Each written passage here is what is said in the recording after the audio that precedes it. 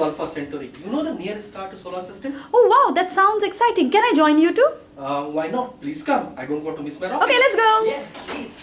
It's just a marvelous piece of invention, this rocket. This rocket runs on dark matter. Really? Yes, it runs on dark matter, but there's a hitch. We need to at least maintain 50% of the fuel in the tanks at all times And why is that so? because we need to maintain the thrust and the speed of the rocket. Sounds interesting. But Doc, I don't want to miss our rocket. Let's go. Okay, let's go and let's board the rocket. Wow, it's so exciting. It's like a dream come true for me. Oh my god, we have a problem. What happened? We're running low on fuel. So what's next? We need to get to the next dark matter pump, and there we see it. Oh yes. Oh, at last relieved. I told you, I reminded you, we need to maintain at least 50% of the fuel in the tanks, and you need to keep the time. Oh, that means that I need to keep the time and let you know when the fuel levels come down up to 50%. Is that right, Doc? Yes, you are right, and there goes the light again. Oh yes, time to fill in the dark matter. And we have the next dark matter pump there. So let's go and top up the fuel. Okay, we at last got the trick. Oh, at last we are reaching the Alpha Centauri. It's so exciting. Finally, thanks Doc for bringing me along. Hey guys, I'm back to planet Earth, and it was definitely a fun-filled adventure. There's so many things which I learned on my way to Alpha Centauri. But two important things which I can recollect now. The one is you at least require 50% of the fuel to be there in the tanks at all times, maintain the speed and the efficacy of the rocket. The next thing is to make the refueling process much easier, you need to measure the time required between that full capacity and when the tank reaches to around 50%. So you need to measure that time once or twice so that you know when to refuel, search for a black matter pump, and so on. Anyway, that was all about sci-fi fiction. Maybe in the centuries to come we may fly to the nearest star, but definitely not now. But so many things which can now be extrapolate from that example to what we are going to discuss today. That's about plasma half-life of drug. So plasma half-life of drug is defined as the time required for the drug concentration to reach 50% of the initial value. Okay, so time required for the plasma concentration of the drug to reach 50% of the initial value. Okay, so this is what is called as plasma half-life. Again, two variables as we saw in the case of rocket. Time required to reach 50% and need to maintain that 50% at all times, because you want the drug to be effective. So you want to have that minimum concentration of a drug at all times so that it is effective in a treatment of a disease. You do not want it to fall down if you want to achieve that therapeutic value, and so on. So that's the kind of thing which I was trying to communicate when I was in my rocket to Alpha Centauri. Anyway, so once you know about this, the next thing is now you can see onto a screen a kind of graph. Now this graph is basically for the drugs which are given by intravenous route of administration. So you have that 100% drug which is there inside the body in a unit amount of time. Okay, so it reaches directly the vascular compartment. The next thing what you need to know is that this graph is basically plotted for the fall in the plasma concentration of a drug across the hours of the time required. Okay, and what you can see is a kind of a line graph, and there's a fall in that line. So there's a fall in the plasma concentration as the hours goes on increasing after the administration of the drug. Now what you can appreciate from this graph is that the initial part, the topmost part of the graph, which is labeled in the kind of yellow color, is what is basically the distribution effect of a drug. Once you administer a drug inside the body, the drug is going to get distributed. It's going to get distributed within the vascular compartment, go out of the vascular compartment into the tissues and the cells. So there is going to be a sharp fall or in the concentration of the drug within the plasma. That's one thing. The next thing, the red line, which follows the yellow line, is what is due to the elimination of the drug. The elimination of the drug refers to excretion of the drug. You'll all agree that we have taken tablets in our lifetime. Maybe I have taken the last tablet. When was that?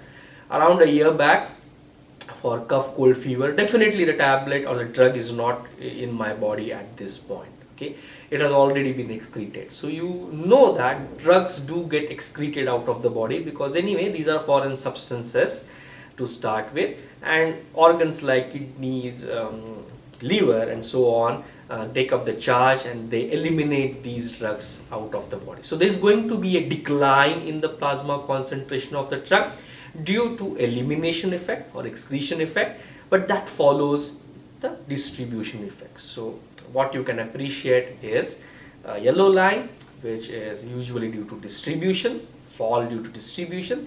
The next red line, which is basically in line with the elimination of the drug.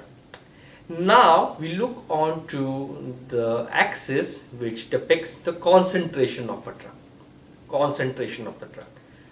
Now, since elimination is kind of a exponential process, we look for a dose, or we look for a concentration of a drug onto that axis, which is usually of therapeutic value. Okay, so where drugs do have that therapeutic effect.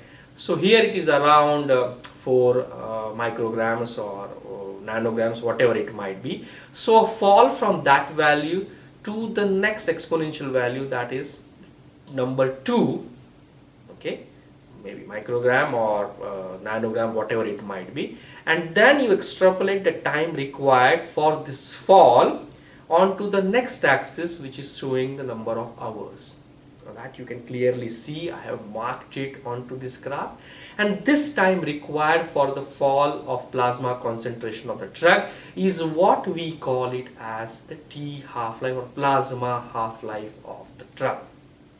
Okay, so fall 50%, the time required for that is what you call it as the plasma half-life of the drug.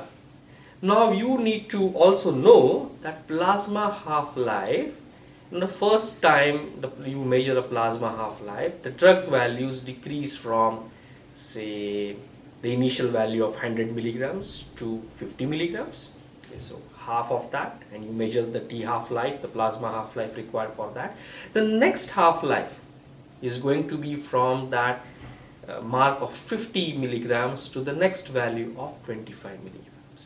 Okay, and so on. So as you move on in the time, you are going to get that decrease in the value of plasma concentration, and that will slowly and slowly go on decreasing.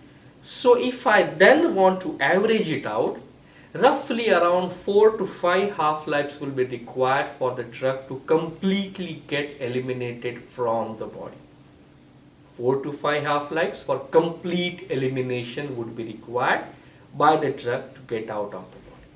If I reverse this process, now I was onto the fall side, but if, say for example, I want the drug to be having a steady state concentration, a concentration at which the drugs are effective, they show their efficacy in a particular disease or a condition, I want to maintain that, I will require at least 4 to 5 half-lives to come up to that level where the drug is at a point where it can now start showing its effect and it can maintain a steady state concentration. So either ways, you want to maintain it to steady state, go up, escalate 4 to 5 times the half-life. You want to downgrade it, complete elimination of drug, you at least require 4 to 5 half-lives of drug. So it's both way. Now why you require to measure this half-life? The basic thing is you want to know about the frequency of drug administration, right?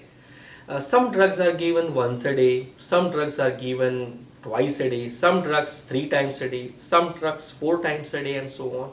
You want the drugs to be effective, as I said earlier. You want to maintain their levels. So you want to know the frequency of administration of a drug, and for that you require to know the plasma half-life. For example, drugs like aspirin would be having a plasma half-life of around 4 hours. Whereas cardiovascular drugs like digitoxin would be having a plasma half-life of around 7 days. So that's completely the kind of extremes that we get with drugs. So depending on that, you then need to go up for the dosage schedules, the frequency of administration of the drugs, and so on. So that is what it comes to my mind when I talk of clinical pharmacology and relevance of knowing a plasma half-life of the drugs. Now that was regarding plasma half-life, but sometimes as medical professionals or as researchers, we need to know something about how you calculate the plasma half-life. Now, as you know, plasma half-life is you get a graph, and it's an exponential kind of elimination that you're going to see. So usually that's plotted onto a log paper, and plasma half-life, or T half-life, that what we call it as, is equivalent to the natural logarithm of 2 divided by the elimination rate constant. Okay? Elimination rate constant, that's usually given by the value k. Now the elimination rate constant, okay, as I said earlier, depends on two things. One is volume of distribution of the drugs, the initial fall that we have seen when we have seen that graph. The next thing is the elimination or the clearance of the drug itself. So two variables again. So elimination rate constant is a kind of a value that is dependent on the volume of distribution and the clearance. So usually elimination rate constant is having a formula of clearance divided by the volume of distribution. Now you add these values of clearance and volume of distribution to the formula of T half-life, and then what we get across is a kind of a formula for calculating plasma half-life. Now plasma half-life is equal to logarithm of 2, that's around 0.693 or 0.7, multiplied by the volume of distribution divided by the clearance of the drug. Okay, that's the formula that we are looking at when we are calculating the plasma half-life of the drugs.